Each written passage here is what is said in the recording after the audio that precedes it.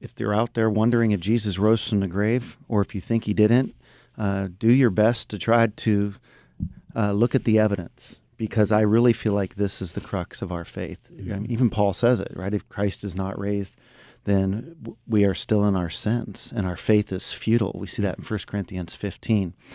If Jesus rose from the grave, then Jesus was buried. And if Jesus was buried, Jesus died. And if Jesus died, Jesus lived.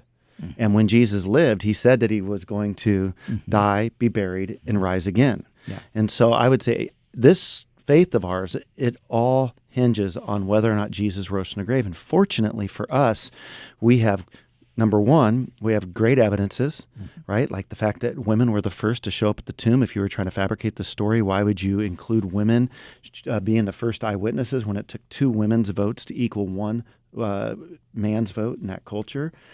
Multiple appearances, the life change. How do you explain Paul the Apostle and what happened there?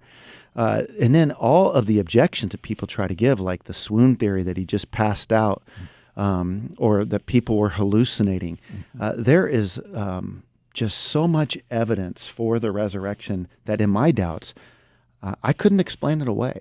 And I thought to myself, well, if Jesus rose, then what did he say about the Old Testament? Well, he affirmed it. And he said the news to come.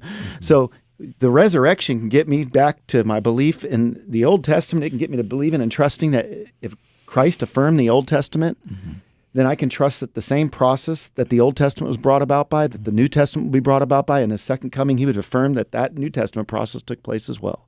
And so I think so much can happen to us in our life, in our faith, in our strength, in our spiritual lives, by just recognizing that the tomb became empty so that our life could become full.